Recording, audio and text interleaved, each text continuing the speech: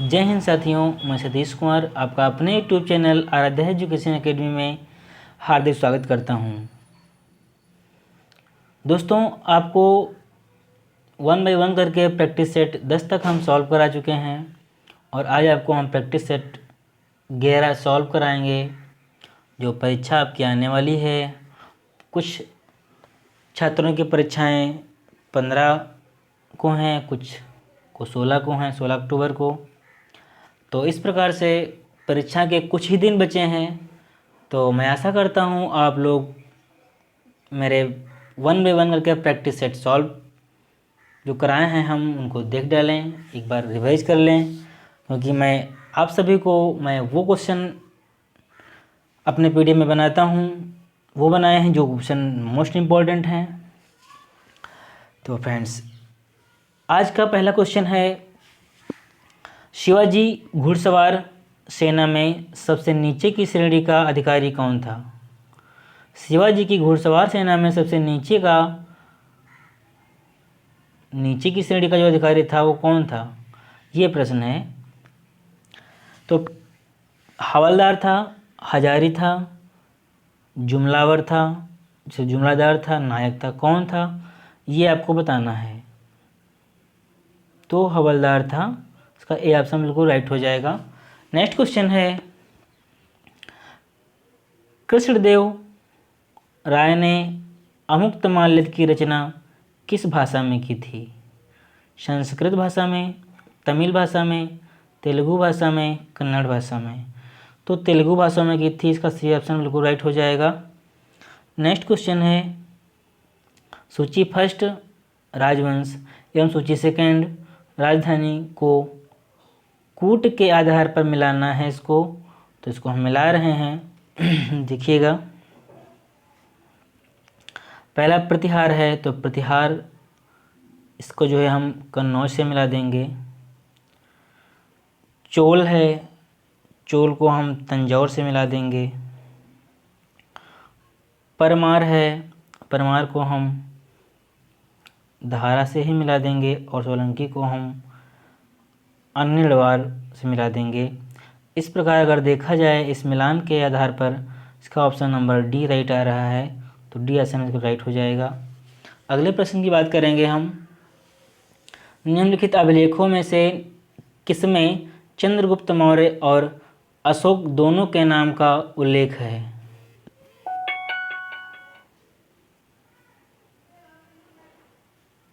ध्यान दीजिएगा, बात करेंगे अभिलेखों की। तो पहला जिसको जो बताया गया है, शाहबाज गढ़ी शिलालेख बी वाला है, बी ऑप्शन कहता है मास्की लेख। रुद्रदामन का जूनागढ़ अभिलेख, स्कंदगुप्त का जूनागढ़ अभिलेख, कौन सा ऑप्शन सही है इसका? तो डी ऑप्शन बिल्कुल राइट हो जाएगा। अगले प्रश्न की बात करेंगे हम, नचिकेता और यम के बीच सुप्रसिद्ध संवाद उल्लिखित है। सुप्रसिद्ध संवाद कौन सा उल्लिखित है? तो इसमें जो कठोपनिषद है ना, ये वाला कठोपनिषद में इसमें उल्लिखित है, ये ऑप्शन बिल्कुल सी ऑप्शन राइट हो जाएगा। अगले प्रश्न की बात करेंगे, राष्ट्रीय आंदोलन की अवधि में जिस घटना ने मतभेद के बीज बोए व अंततः देश का विभाजन कराया था?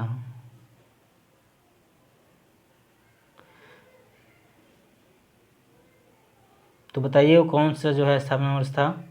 वर्ष 1906 में मुस्लिम लीग की स्थापना, वर्ष 1905 में बंगाल का विभाजन, गांधी जी द्वारा खिलाफत आंदोलन को समर्थन, डी ऑप्शन है विधानसभाओं में मुसलमानों के लिए पृथक निर्वाचन क्षेत्रों और स्थानों का आरक्षण। तो इसमें जो लास्ट वाला ऑप्शन हम पढ़े हैं, डी ऑप्शन यही बिल्कुल राइट है, ये सही हो जाएगा। नेक्स्ट क्वेश्चन की बात करेंगे, निम्नलिखित कथनों पर विचार कीजिए। भारत छोड़ो आंदोलन प्रारंभ करने के पूर्व दिन महात्मा गांधी ने क्या कहा? कथन दिए गए हैं, सरकारी कर्मचारियों को त्यागपत्र देने को कहा, सैनिकों को अपने पद छोड़ने को कहा, राष्ट्रीय रियासतों के राजाओं को अपनी जनता की प्रभुसत्ता स्वीकार करने को कहा। अच्छा, तो यही बिल्कुल राइट है। तीसरा इसी ने नहीं कहा इसमें नीचे, लेकिन दिया गया है, ऑप्शन ये नहीं है। नीचे कहता है 1 और 2, 2 और 3, केवल 3, 1, 2 और 3 तीनों नहीं। सी ऑप्शन बिल्कुल राइट है नीचे वाला। अब हम बात करेंगे अगले प्रश्न की, इस प्रकार से कहता है मोतीलाल नेहरू और सीआर दास द्वारा 1923 ईस्वी में गठित पार्टी का नाम क्या था? गठित पार्टी का नाम स्वराज पार्टी था। सी ऑप्शन बिल्कुल राइट हो जाएगा। नेक्स्ट क्वेश्चन है 1904 में क्रांतिकारी गठन अभिनव भारत संगठित किया गया था। कहाँ किया गया था? उड़ीसा में, बंगाल में, उत्तर प्रदेश में, महाराष्ट्र में। तो महाराष्ट्र में संगठित किया गया था, तो ये जो है डी ऑप्शन बिल्कुल राइट हो जाएगा। अगले प्रश्न की बात करेंगे। नेक्स्ट क्वेश्चन है, कहता है निम्नलिखित में से किसने भारतीय संघ तथा राष्ट्रीय सम्मेलन दोनों की स्थापना की?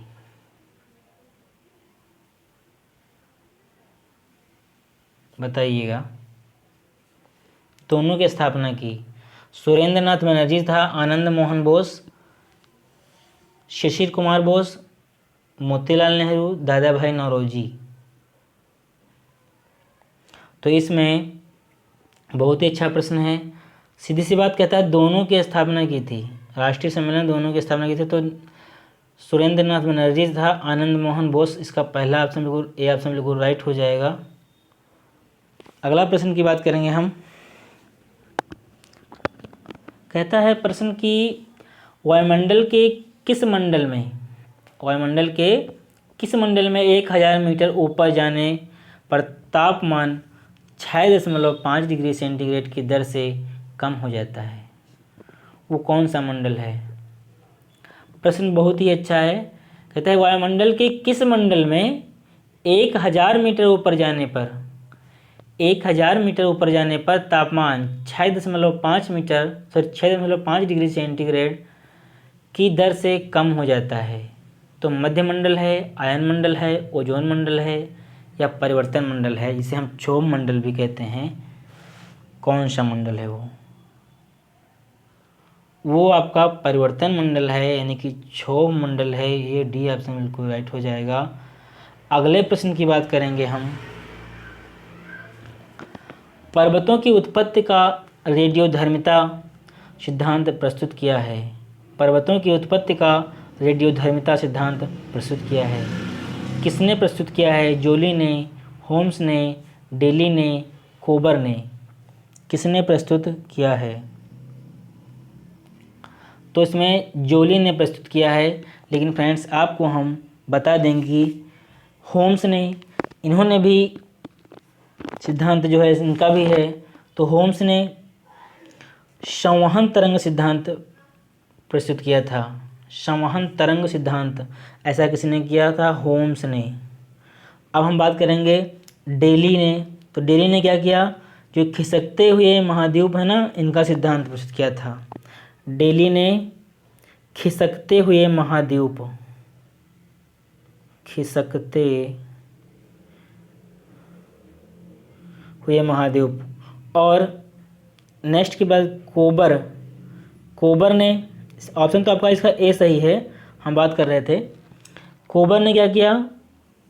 भूषणति सिद्धांत प्रस्तुत किया था। अब हम बात करेंगे अगले प्रश्न की, प्रश्न संख्या 13। कहता है निम्न में कौन कौन से खनिज बिहार में मिलते हैं? बताइएगा। कोयला, लौह, मैग्नीज, पेट्रोलियम। ये आपको बताना है। तो सिर्फ और सिर्फ बिहार में लौह मिलता है, तो इसका ऑप्शन नंबर बी सही हो जाएगा, केवल सेकंड। अगला प्रश्न है सूची फर्स्ट को सूची सेकंड से सम्मिलित कीजिए एवं सूचियों के नीचे दिए गए कूट से सही उत्तर को चुनिए। बताया गया, बहुत ही बढ़िया प्रश्न है। गोरखपुर,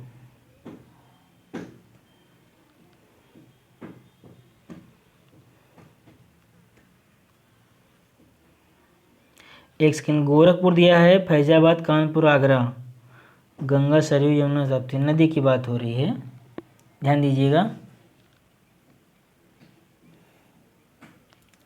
तो गोरखपुर में राप्ती नदी मिला दीजिए और फैजाबाद सरयू नदी किनारे और कानपुर गंगा नदी, आगरा यमुना नदी। इस प्रकार से देखा जाए तो इसका ऑप्शन नंबर बी सही आ रहा है। B is the right answer of question number 14। Next question है, निम्नलिखित युग्मों पर विचार कीजिए। संगठन दिया है, मुख्यालय दिया है, इस पर विचार करना है। एशियाई बैंक, एशियाई विकास बैंक, एशियाई विकास बैंक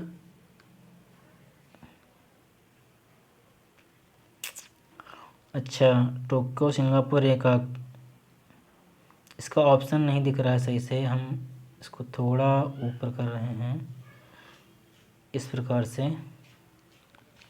हाँ, प्रश्न संख्या 15,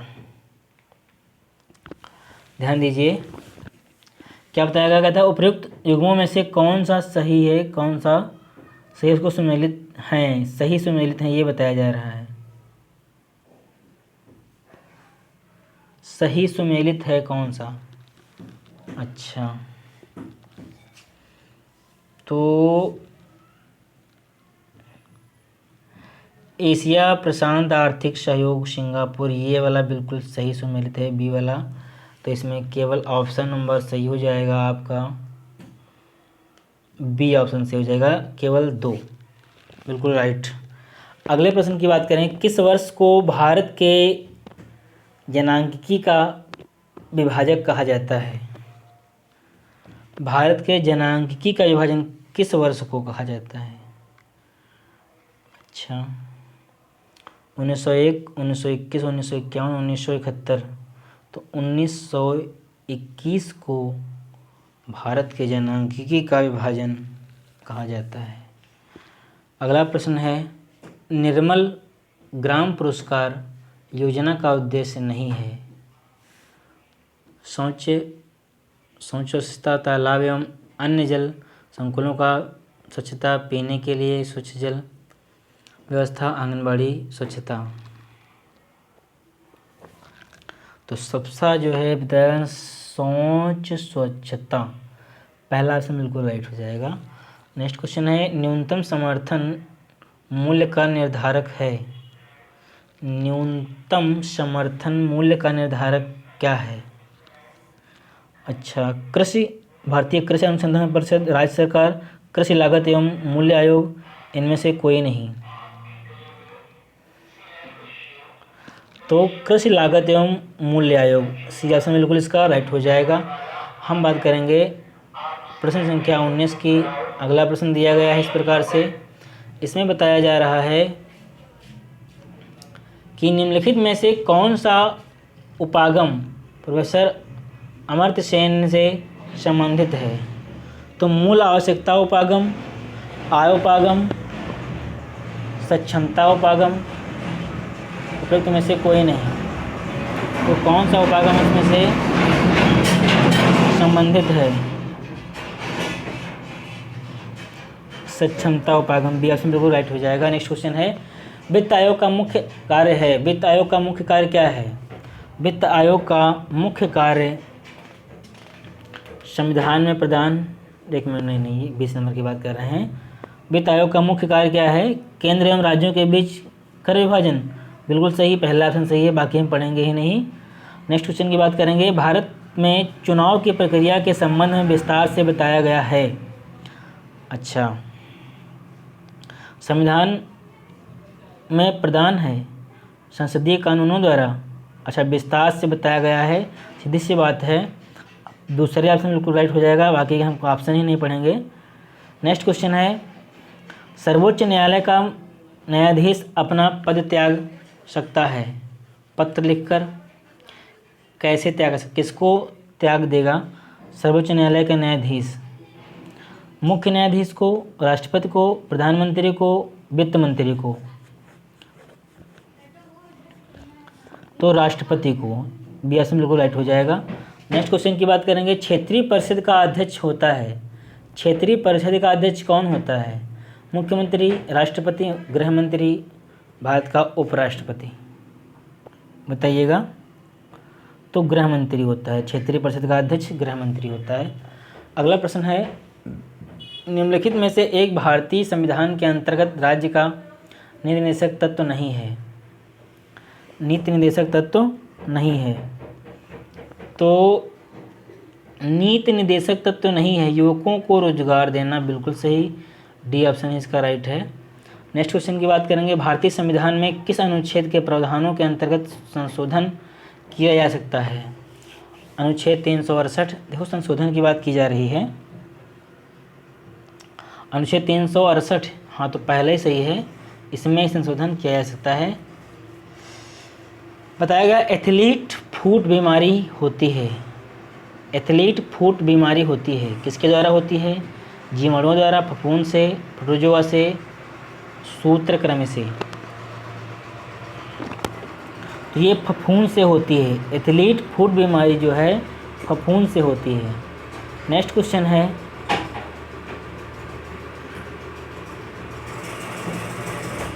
सत्ताईस नंबर प्रश्न है, पता है मानव शरीर में सबसे छोटी ग्रंथि कौन सी है? बहुत ही इजी प्रश्न है। कहते हैं मानव शरीर में सबसे छोटी ग्रंथि कौन सी है? एड्रिनल, थायराइड, अग्न्याशय, पिट्यूटरी? आप लोग बताएं।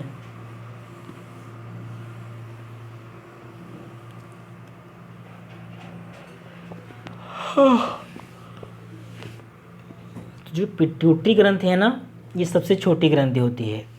नेक्स्ट क्वेश्चन की बात करेंगे, निम्नलिखित में से किस विस्फोटक का नाम नोबेल तेल है? किस विस्फोटक का नाम नोबेल तेल है? TNG, TNP, TNA, TNT? तो टीएनजी का नाम नोबेल तेल है। नेक्स्ट क्वेश्चन है, तैरने के तालाब में तैरने से मनुष्य की त्वचा जल जाती है? तैरने के तालाब में तैरने से मनुष्य की त्वचा जल जाती है किसके कारण? ऊष्मा के कारण, अवरक्त किरण के कारण, क्लोरीन के कारण, पराबैंगनी किरण के कारण? बहुत ही अच्छा प्रश्न है। तो अच्छा, तो क्लोरीन के कारण जो है त्वचा जल जाती है, क्लोरीन के कारण। अगला प्रश्न है, केल्विन मापन में मनुष्य के शरीर का सामान्य तापमान कितना है? देखिए, केल्विन की बात की जा रही है। केल्विन मापन में मनुष्य के शरीर का तापमान कितना है?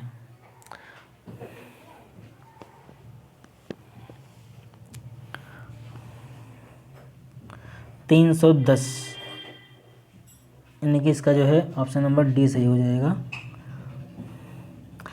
310.15 डिग्री इस प्रकार से होता है, जो फ़ारेनहाइट में 98.6 डिग्री होता है, जिसे हम सेल्सियस में 37 डिग्री सेल्सियस कहते हैं। अच्छा, अगले प्रश्न की बात करेंगे हम। प्रश्न संख्या 31 कहता है, एक दो अंकों की संख्या के अंकों का योग 11 है। यदि हम उसके अंकों को परस्पर बदल देते हैं तो बनी हुई संख्या मूल संख्या से मूल 45 कम हो जाती है। मूल संख्या ज्ञात करें। अच्छा, तो ये तो प्रश्न बार बार आ चुका है, इस प्रकार से बता चुके हैं कई प्रश्न हम पिछले सेटों में। इसको हम सॉल्व कर रहे हैं, तो इसमें ऑप्शन आंसर जो है आपका आता है 83 आएगा। इसको आप सॉल्व कर लीजिएगा और कमेंट में बताना कि कितना आंसर सभी में आ रहा है। हम नेक्स्ट क्वेश्चन पे आ रहे हैं, क्वेश्चन नंबर 32। 32 प्रश्न कहता है अनीता फैशन बुटीक चलाती है, उसके व्यय में के शीर्षक निम्नलिखित हैं। अच्छा देखिएगा, खरीद में 30% और दर्जी का भुगतान करने में 40% और किराए पर बिजली में 30%। यदि उसका कुल व्यय 50,000 प्रतिमाह है तो दर्जी का भुगतान करने में उसने कितना समय व्यय किया। बहुत ही बढ़िया प्रश्न है। 32 ध्यान दीजिएगा, इसको आपको समझाते हैं हम। खरीद प्लस दर्जी प्लस किराया प्लस बिजली का कुल जो है प्रतिशत में निकालना है। मतलब खरीद और दर्जी, एक मिनट, खरीद और दर्जी, किराया, बिजली, ठीक है, इन सब का कुल हम निकालेंगे तो कितना आएगा। कुल व्यय प्रतिशत में कितना हो जाएगा, 30, 40, 30, यानी कि 30% प्लस 40% प्लस 30% बराबर 100%। इस प्रकार से तो प्रतिशत में खर्च और खर्च रुपयों में कितना आ रहा है। प्रतिशत में खर्च आपका 100% बराबर, और रुपयों में कितना आएगा, 50,000। तो 1% जब निकालेंगे हम तो 500 आएगा।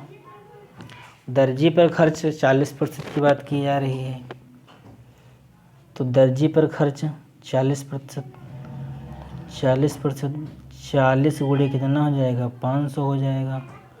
तो 5 चक्कू 20 हो जाएगा और ये 20,000 हो जाएगा। इस प्रकार से है ना। तो 20,000 कोई ऑप्शन इसमें दिया गया है, बिल्कुल दिया गया है भैया, सी ऑप्शन बिल्कुल राइट इसका हो जाएगा। अगले प्रश्न की बात कर रहे हैं हम। 0.14 बटा 1.14 स्क्वायर दिया है, मैंने इसका कितना स्क्वायर दिया है, कहता है इसमें सॉल्व करो। इसमें कुछ नहीं है, आराम से सॉल्व कर सकते हैं आप लोग, ध्यान दीजिएगा।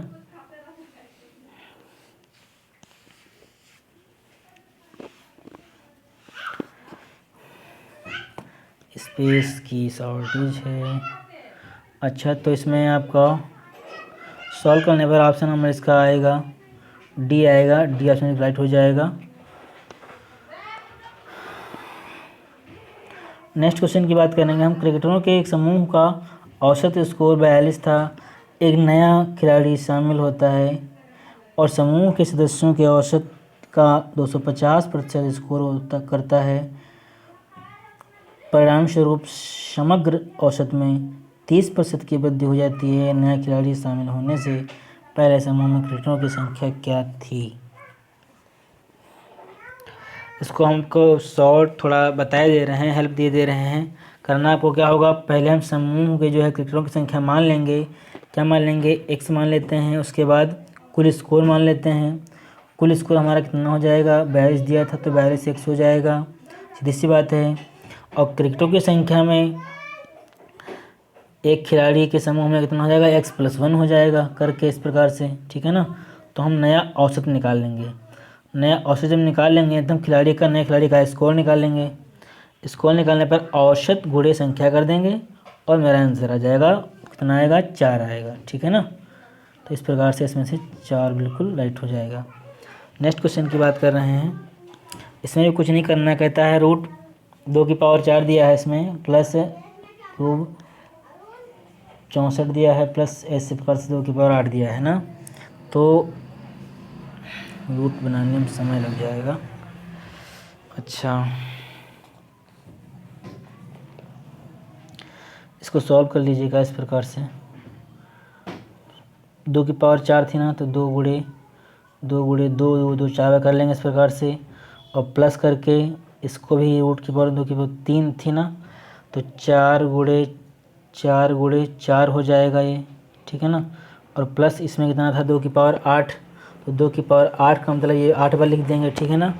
अच्छा, तो इसमें पहले से क्या निकलेगा हमारा, पहले से निकलेगा हमारा कितना 2 × 2, प्लस दूसरे से क्या निकलेगा 4 ही निकलेगा, प्लस तीसरे से क्या निकलेगा 2 × 2 निकलेगा। सबको देखेंगे ना कितना हो जाएगा 4 + 4 + 4 हो जाएगा। तो 4 × 12 आपका आंसर आ जाएगा, जो कि 12 आपका ऑप्शन नंबर ए है, ये बिल्कुल राइट हो जाएगा।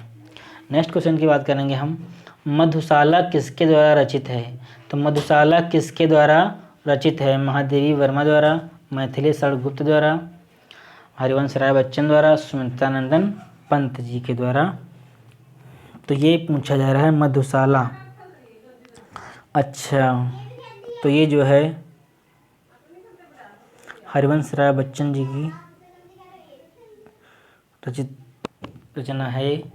अगला प्रश्न है, ऐरा गैरा नत्थु खैरा मतलब बताइए। तो ऐरा गैरा नत्थु खैरा का मतलब जानते हैं आप लोग, मामूली आदमी।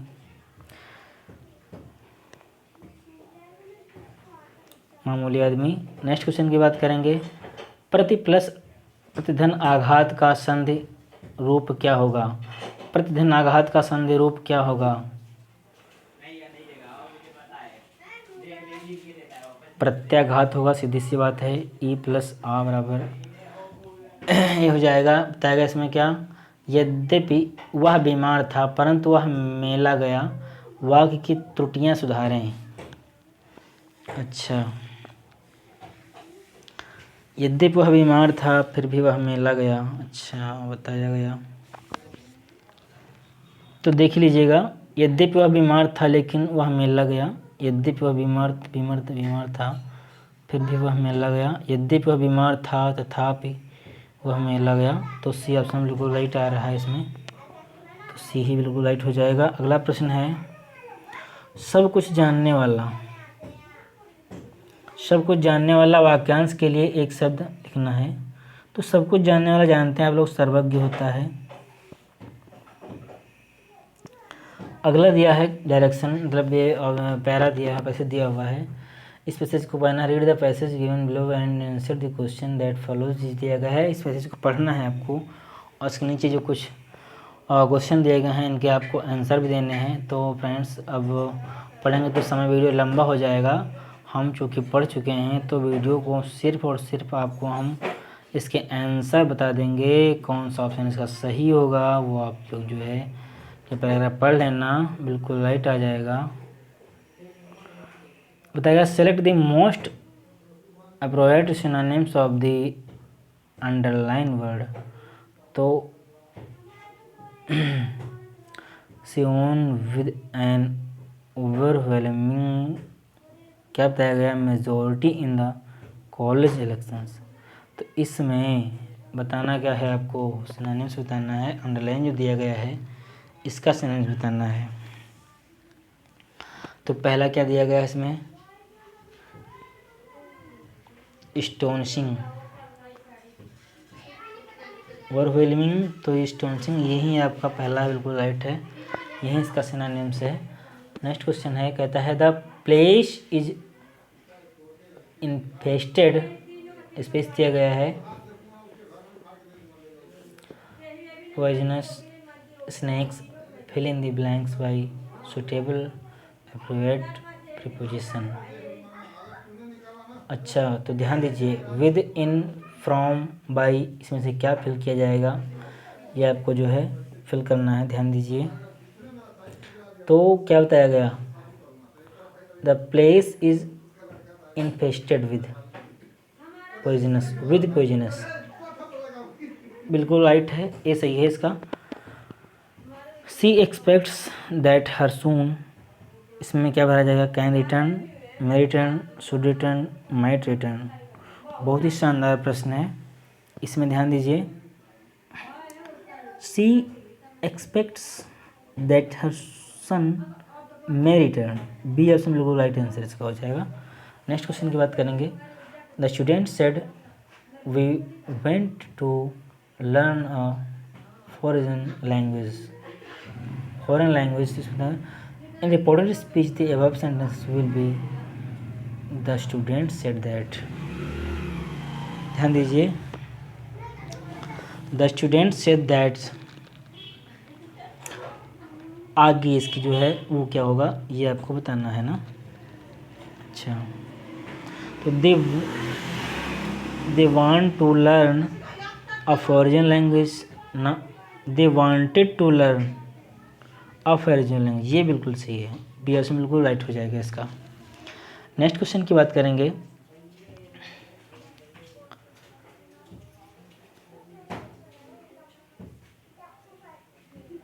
डायरेक्शन दिया गया है इसमें, out of the 4 alternative state select the which best expresses same sentences in active and passive voices. बताया गया the patients are visited by their relatives only between 4 and 6 PM। अच्छा, इस प्रकार से बताया गया, only between 4 and 6 PM the patient are visited by the relatives. अच्छा, बिल्कुल राइट है, इस प्रकार से ध्यान दीजिएगा। ये बताएगा their relatives visit the patients only between 4 and 6 PM, बिल्कुल सही है, बी ऑप्शन राइट इसका हो जाएगा। अच्छा, नेक्स्ट क्वेश्चन की हम बात करेंगे। कहता है उस विकल्प का चयन करें जिसका तीसरे शब्द से वही संबंध है जैसा कि दूसरे शब्द का पहले शब्द से है। आर्मी के इसी प्रकार से आर्मी का सैनिक से है, उसी प्रकार गैलेक्सी का किससे होगा, उस प्रकार गैलेक्सी का किससे होगा, गैलेक्सी का ग्रह से होगा, तो सी ऑप्शन बिल्कुल राइट हो जाएगा इसका। तो हम बात करेंगे क्वेश्चन संख्या 47 की। 47 लिखा हुआ है, दिख नहीं रहा है। नीचे प्रत्येक प्रश्न में ए और बी कथन दिए गए हैं। ये कथन या तो स्वतंत्र कारण हो सकते हैं या स्वतंत्र कारणों का सामान्य कारणों के परिणाम हो सकते हैं। इसमें से एक कथन दूसरे कथन का परिणाम हो सकता है। इस प्रकार से ये बताया गया आपको। अच्छा, दोनों कथनों को पढ़िए और तय कीजिए कि निम्नलिखित में से किस उत्तर का चुनाव इन दोनों कथनों के बीच सही संबंध बताता है। तो कथन दिया गया, पहला कथन दिया गया, गन्ने की फसल का अधिकांश भाग कीटों द्वारा प्रभावित हुआ था जिसके कारण राज्य में किसानों को भारी नुकसान हुआ था। दूसरा कथन क्या है इसमें, राज्य के किसान को पहले गन्ने की खेती करते थे, राज्य के किसान जो पहले गन्ने की खेती करते थे इस वर्ष वह अंगूर की खेती की ओर मुड़ गए। तो इसमें कथन कौन सा आपका सही आ रहा है। कहते हैं कथन ए कारण है, बिल्कुल सही बात है, कथन ए कारण है और कथन बी उसका परिणाम है, बिल्कुल सही है, इसका पहले ऑप्शन बिल्कुल राइट हो जाएगा। नेक्स्ट क्वेश्चन हम पढ़ेंगे। कथन दिया गया है कई सरकारी अधिकारी अपना काम करने के लिए रिश्वत लेते हैं। कार्यवाही क्या इसमें है, भ्रष्ट कर्मचारियों को फंसाने और उन पर मुकदमा चलाने के लिए भ्रष्टाचार विरोधी ब्यूरो को स्वतंत्र किया जाना चाहिए। नेक्स्ट है सरकारी कर्मचारी पर लगे सभी भ्रष्टाचार के आरोप झूठे हैं। अच्छा, कहता है इन्हें सावधानी से पढ़ें और निर्णय लें कि किस प्रकार की कार्यवाही तार्किक रूप से अनुसरण करती है। अच्छा, तो ध्यान दीजिएगा,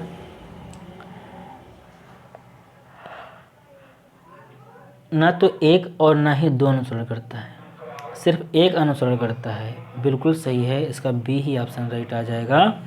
अगला क्वेश्चन दिया गया है 49 नंबर क्वेश्चन है। कहता है कि